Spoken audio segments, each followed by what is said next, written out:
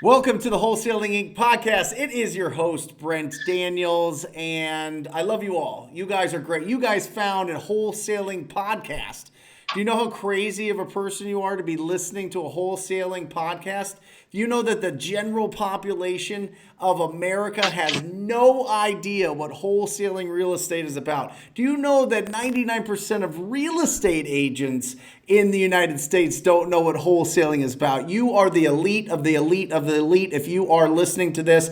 Only if you are taking action on the instruction that you're learning from these interviews. Because these interviews, we go around the country and we get some people that have just done their first deal, and then we get some absolute superstars that have $1 million businesses. Okay, and that leads me into, I am just so absolutely thrilled because I've got two guys based out of Dallas, Texas, that are now in 7 markets, have been doing it for a couple of years, not like for decades. These are young gentlemen. These are young guns. These are young hustlers out there that have grown their business. They've been so dedicated, so passionate, so focused, laser focused on being successful and building $1 million, almost multi-million dollar wholesale business, like right there, that it is my pleasure to introduce Prince Patridge and Donovan Ruffin to the Wholesaling Inc. podcast. Guys, say hello. What's good? What's good? What's up, bro? How was that? That was awesome. Awesome, guys. Well, welcome. I'm really excited. I've given you guys a big runway here to really break down the last 24 months for me in your guys' life. Will you please? Yeah. My name is Prince. I met Brent I through YouTube. Honestly, I listened to some of his podcasts when he was first starting out. I think that was just like in 2017. Man, I bought his course, started implementing it in my own business, and I seen some success with his scripts and what he was doing. Really liked it, and about 6 months down the line, I met up with my friend Donnie, who's right here next to me, and we just got to talking and made me an offer on my company that I couldn't refuse. So, we just did a merger, and I brought the TTP course with me. Good. Yeah, that's awesome. Yeah. And Donovan, how about you? Tell me about you. Yeah, so actually Prince is the one that got me started like 6 years ago, or 5 years ago, something like that, and sent me like an $18,000 check. And I was like, dude, I don't care what I have to do. You're going to teach me how to do this. And got my first deal was like $4,000, and then it was kind of like down here from there, like pop the cherry, and it's like, you know how to do it. So I did 5 or 6 wholesale deals, and then I was just kind of like more interested in like the fix and flip concept. So I started partnering with some of the investors I would sell to, did a couple of deals like that, and then I really took off with it. I started raising a bunch of private money, had a couple $1 million in private money, and my main focus was buying deals from other wholesalers. And then it got to a point where it was getting to like my business was kind of plateauing a little bit, just because I was just focused on networking and relying on other people to bring me deals, and I wanted to scale and grow even more. But on top of that, I was paying a bunch of money in assignments. Like I believe in like 2016 or 2017, actually, I spent over $1 million in assignments to other wholesalers, which is it's crazy. But hey, I didn't find the deals and stuff like that, so I didn't mind it. But got to thinking, I was like, man, what if I spent that $1 million that year in marketing? What would happen? Yeah. And that's kind of the approach I did, and just kind of took the leap of faith. I had another marketing company at the time, and I just shut that down completely just for conflict of interest reasons, and just went full-fledged 100% real estate, and focused on wholesaling mostly for like a good 10, 12 months before I started picking up more rehabs and rentals and stuff like that. So, just in the past, 18 or 14, 15 months, we've done well over, like $3 million in just assignment fees and profit, and kind of created that conveyor belt of properties that we can just pick and choose from. We can buy it as fix and flip, buy them as rentals, buy them as a development project. Now I have a few rentals, working on a couple fix and flips, obviously, and then I'm working on a development project where I'm building 26 houses in Fort Worth, and it was one of the deals that we picked up from some of the marketing strategies in our office. So it's been an amazing journey. Obviously, we have a lot of room for an improvement to grow and to scale even more. But it's exciting, and it's a very thrilling opportunity to be a part of when you actually, like you said, take action and really start working the Talk to business. people. You know? That's it. And Prince, I remember you came into Phoenix, you came to my house, spent some time. I mean, you were just getting this thing going. You were getting off the ground. It's late 2017. It's probably 2 years ago. And you were just a sponge. You were just soaking up everything. You were so serious about it. You flew into town on your own dime. You were just scratching and clawing and getting deals here and there. And then all of a sudden you went back and boom, it exploded. Is this about the time that you and Donovan started getting formed this partnership? Man, yes. It was a pretty funny story. He'll tell you his side, I'll tell you my side. Yeah, so I kind of I probably after that I probably ran for about like 3 to 5 months, and then about the month 6, that's when the merger kind of happened. Yeah. So Prince actually didn't want to put me on to like the cold calling and like the virtual stuff. To be honest, no. And me and Prince have a good relationship, and he was like, I'll just sell you some rehabs, and it's like, cool. I mean, block up as many deals as you want, so I could just buy them. So we always had like a good relationship, in business. And then it got to a point. I kind of figured out the virtual stuff, learned some of that, and kind of ran laps with it. I had like 3 acquisitions. When we first merged, we were doing about 120 to 150 a month. And then after, Prince was doing like 50 to 60 by himself. And I was like, hey, look, you have certain values that I don't have. I have certain values that you don't have. And we kind of connected in a way we're able to put each other in certain seats. Yeah. And that was this time last year, I think. Yeah, so like I'm like the driver, right? And he's like the listener and like the strategic standpoint, and like the learner and the absorber, the networker and stuff like that. I'm more of like the motivator and visionary and stuff like that as CEO. And it worked, I bought him out, and like within like a month and a half, 2 months, we're cranking out 300,000 like back to back. It's just been nuts, and we make a bunch of mistakes. Do you know how crazy that sounds? How crazy that sounds? 300,000 a month. Prince, talk to me. Let's go back, because there's not a lot of people that can, with personal experience, relate to that. Talk to me about when you started. How did you get to 60 grand a month? Like what did you do? What did your business look like pre-merger? So before then, when we had talked and you kind of gave me some advice on what your business looked like, you said you were using like American callers. And man, we tried it out, and we kind of ran into some of the things that you had discussed. Sometimes it's like a stepping stone for them. Yep. And they honestly, I really couldn't keep American callers on the phone. And we started seeing that. We started getting Filipinos, and we noticed. They're not the best, but they do work. They keep working. They show up. They don't call out sick. They don't complain or anything like that. So. They kept on submitting over leads, and the guys that I had at the time, man, we were just shooting them lowball offers, and I was actually shocked, people were taking them. So that's kind of like where the transition was from after I left AZ. Yeah. So here's the key to what he's saying here. Listen. The foreign callers work. They can work. Now, there's a couple things. I'm going to put a couple filters in there. Okay, one filter is you need a lot of them.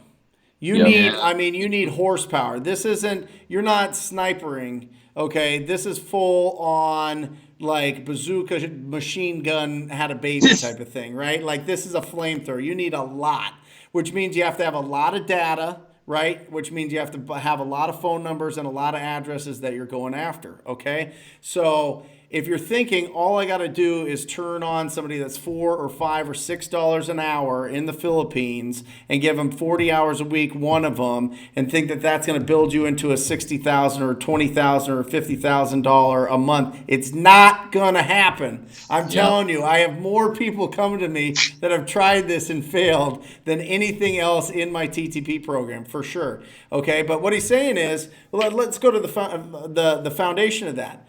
Prince decided early on, I'm not going to wait around. I'm not going to spend money in marketing. I'm not going to be putting all this money into the traditional marketing. I'm going to be proactive. That's who I am. That's how I'm going to do it. I'm going to go out and I'm going to reach out to these distressed property owners and have those great quality conversations, right? That's the whole business. Quality conversations with distressed property owners. That's the entire business. So you went out there and then you just kept feeding it and feeding it and feeding it to the point where now you're closing consistent deals.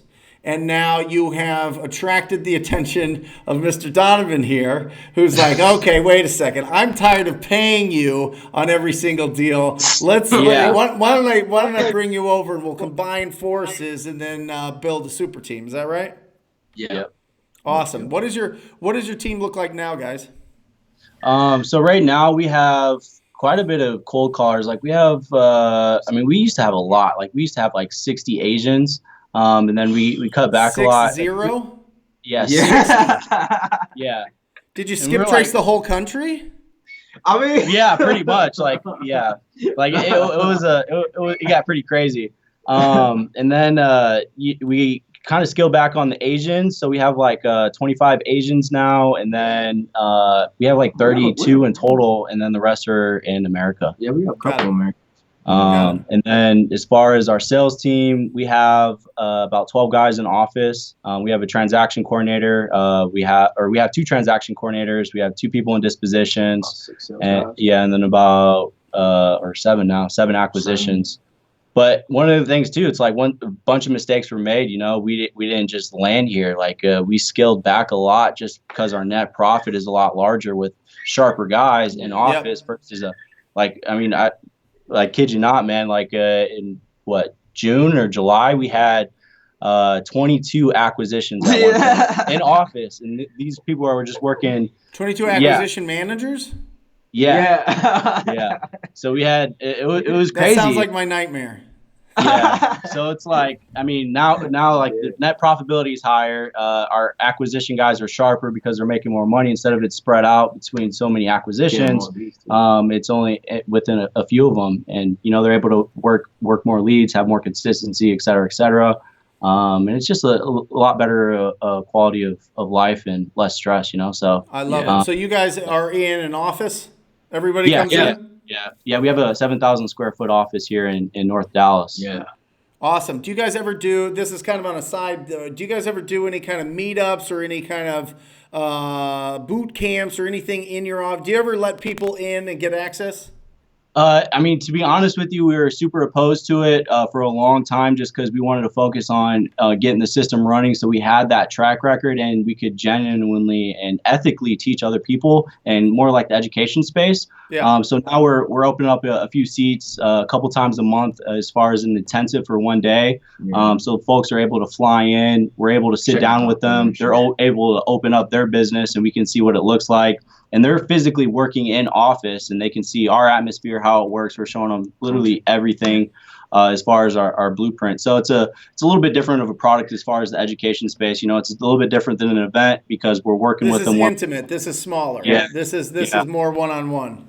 Yeah. And then it's a little cheaper than an actual mentorship program, just because it's just that one day. So I get it. How do people, if people are interested just to find out more, how do they find out? You can shoot me a DM on Instagram, the Donovan Ruffin at the Donovan Ruffin on Instagram or Prince Patrick. Donovan or THE THE yeah the Donovan Ruffin on Instagram. Yeah. Okay. So, awesome, guys. Reach out if you guys are interested in that. But let's get back to give me a typical deal, Prince. Why don't you do me a favor? I want to ring this bell on a big deal. Okay, I want to ring this beautiful victory bell on a good deal. I want you to give me start to finish, kind of, what list, a phone call, what prospect, was it an American? Was it a Filipino? Was it somebody that made these calls? And then what was their situation? I know that you guys are top level. I get it. Like, I know that you're not going to know the intimate details, like what color, shoes the seller was wearing on the appointment, but kind of give me one that we can break down so that we can get nitty gritty on something and really give some value to everybody listening on something that's specific. Do you guys have one that makes sense? Yeah. We're in front of Podio, so let me just filter through or turn. We could do the one that we do.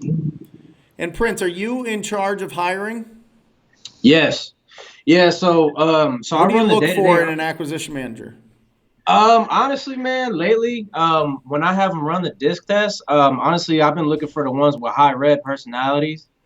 I mean, greens and yellows are cool, but the ones who are like high red or have some like a little bit over 50% red, if they're half and half with like blue or yellow, is cool. But if you got majority of red, I want you in the office. I tend to find out that those guys are aggressive. They're not afraid to shoot low. They're not afraid to follow up. They're not afraid to be that car salesman, if you will. Yeah. That's my background. So well, let me ask you this. So my experience with high D's, right, come out of the gate, boom. You don't have to really train them too much. They've got the natural instincts. They've got it. They're born with it. That's just who they are. They're gonna go. They're gonna pound phones until they like pass out. But the toughest part that I've seen with high D's is keeping them around. Because a lot of these guys they keep crushing, and then all of a sudden, hey, I can do this business myself. You run into that? Yeah.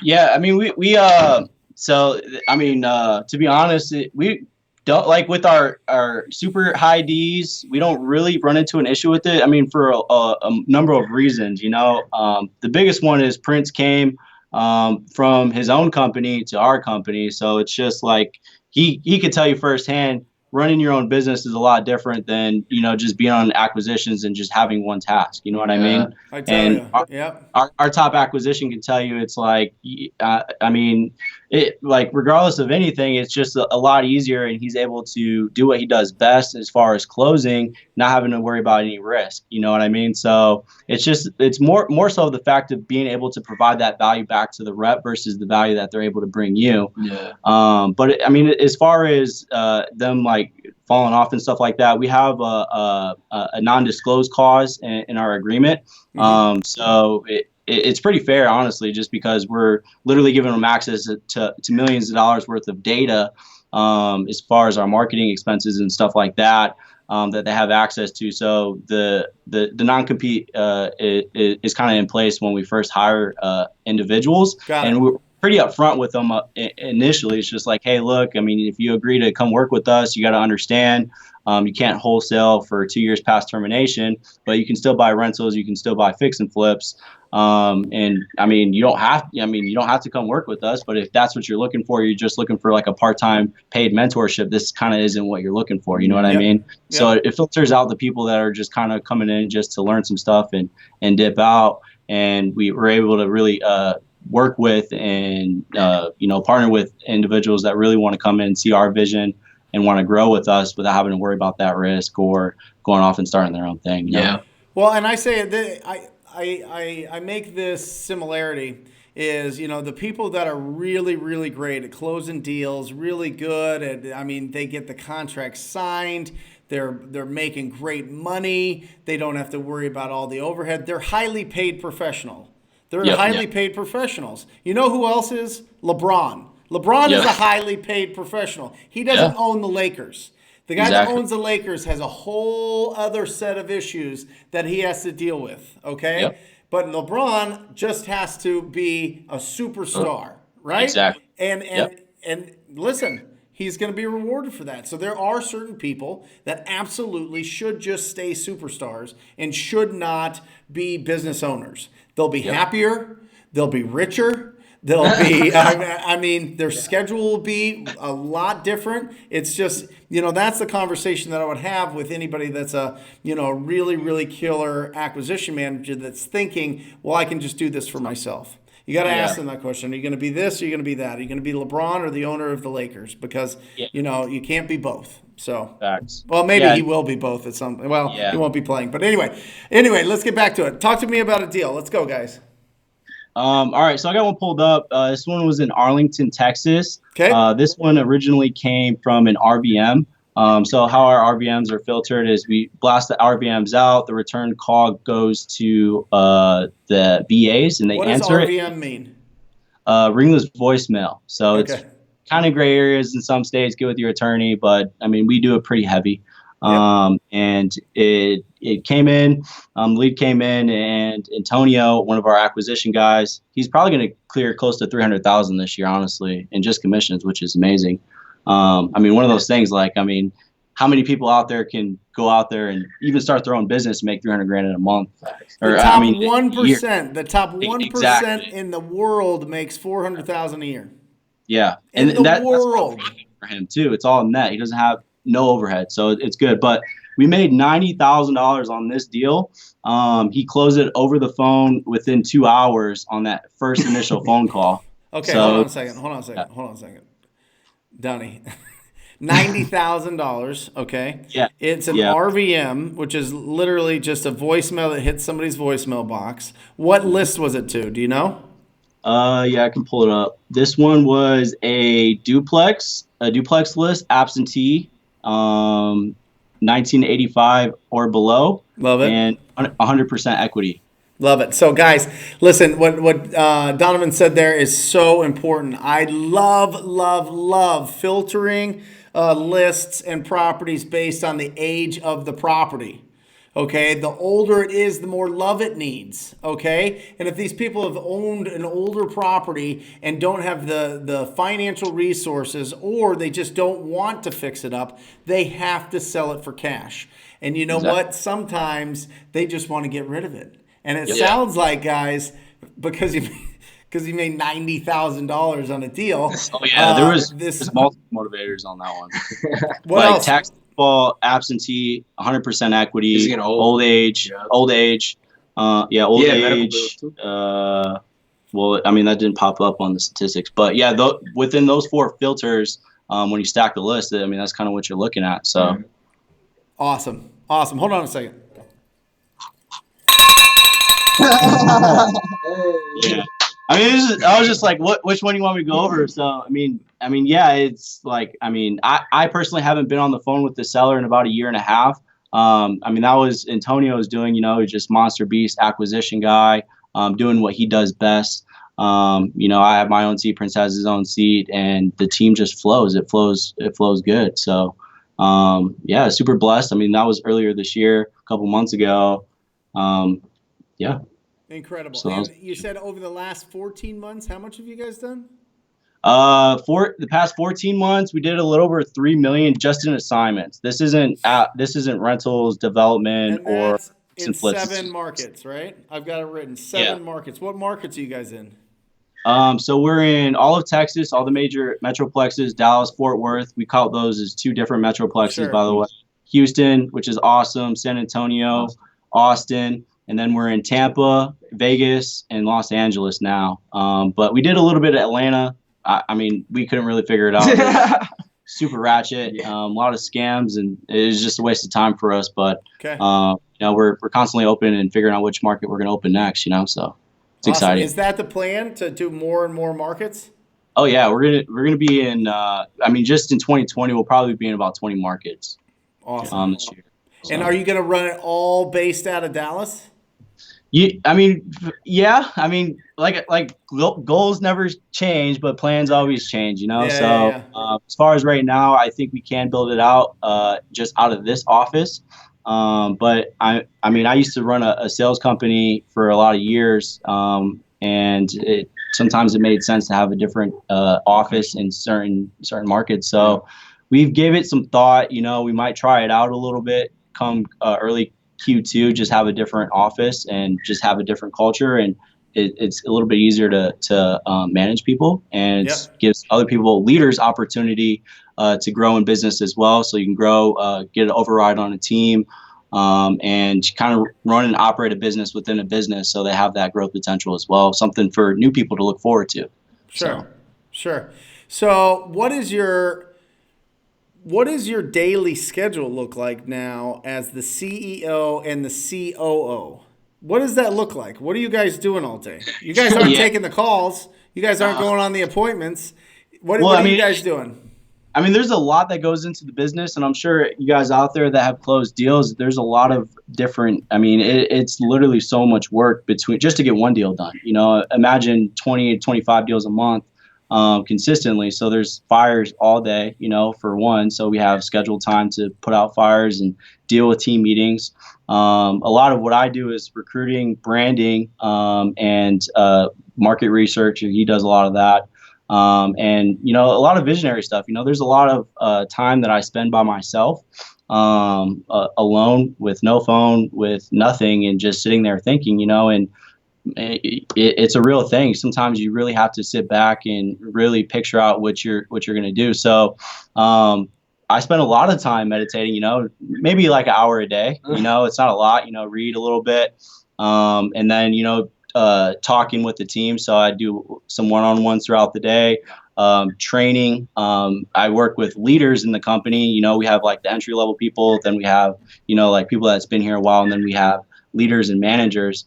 And I would say 80% of my time is spent with the managers of each division in our company, and making sure that their training is on point, making sure that they're doing the right things, updates, and ways to attack, ways to improve, ways to cut out bad habits within their organization or within their division, et cetera, et cetera. So there's a lot of work as far as CEO, and then obviously bringing in new income for the company.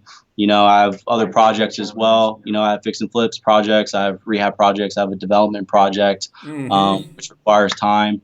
But it's mostly just, to be honest with you, a majority of my time is either spent with the leaders or spent developing systems where I don't physically have to do something ever again. So if I do something once, it's like, okay, I can set up a system for this so I can move on to the next task and focus on what makes actual money. You know what I mean? Yep. Versus do miscellaneous stuff and paperwork.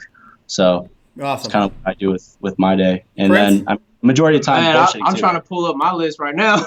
Like I got I have a task sheet. I'm trying to find it. But to be honest, man, I'm super blessed, to be in the position I'm in, and I've built the company to live a lifestyle, and I definitely take advantage of it. I travel a lot, I network a lot, I do a lot of masterminding with people, networking around the country, not just in my own market. So that requires time. Like the past 7 weeks in a row, I was gone every single weekend, just masterminding with folks that are winning in other markets, figuring out what they're doing that's winning, and implementing it in my business, and just being around that winning culture is also very important. So it's not like, hey, I'm just partying, kicking it with friends. It's mostly like, hey, I'm masterminding. I'm surrounding myself with people that are winning around the country, and it helps elevate me, and I help elevate them too. So it's a win-win for everybody. So I spent a lot of time traveling as well. So that's what I was getting at. But Man, my task is long. I don't know if you want all of it. Just give me the overview. Overview. I got heat case managing, human resources, client care, business development, acquisition department, kind of just overseeing, make sure that department's pushing their numbers, disposition department, making sure their numbers are up to date, day-to-day operation management, marketing, process development. It's a long list.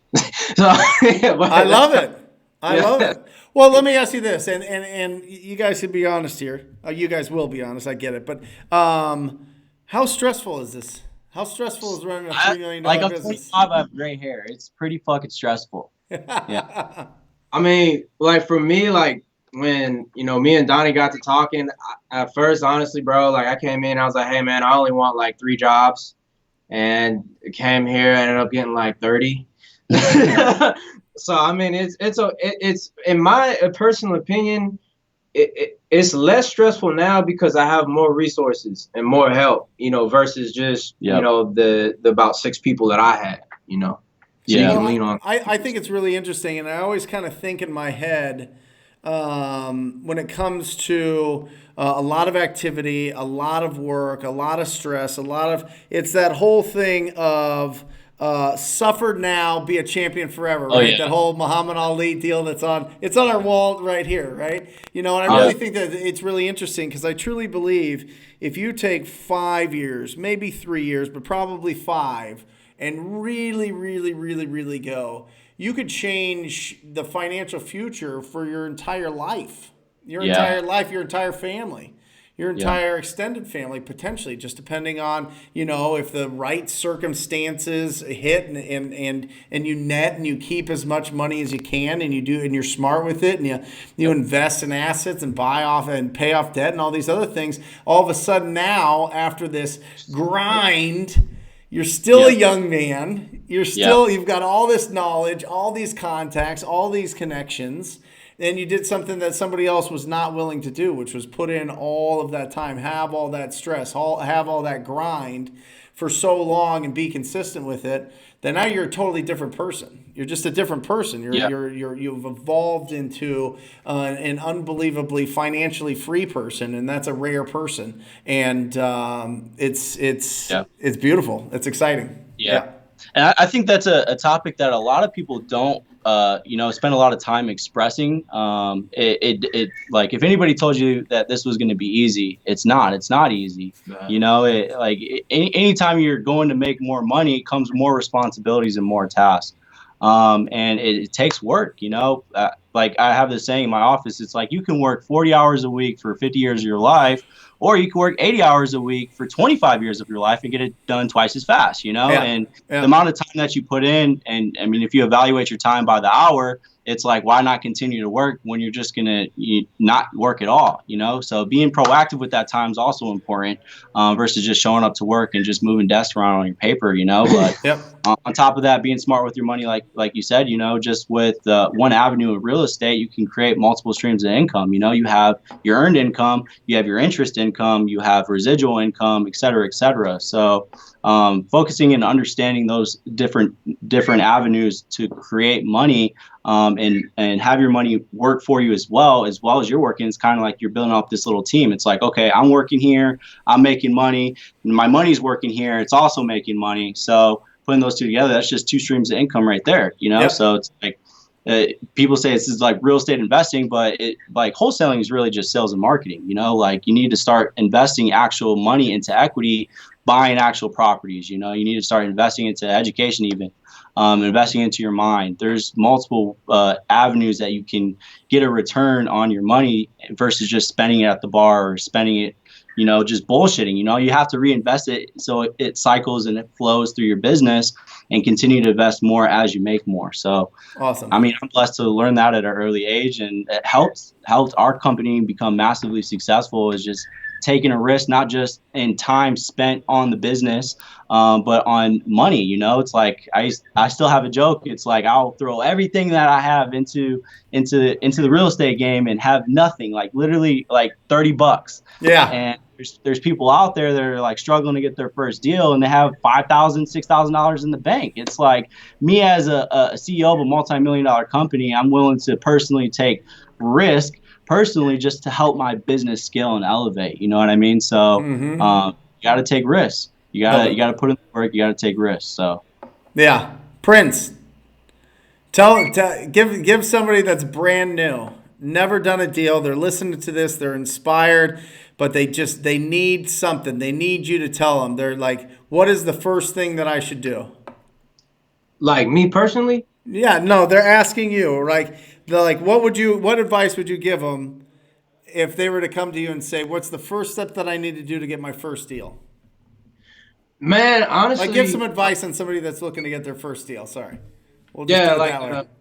Just kind of like thinking back on it, man. Honestly, I would go back and invest in education.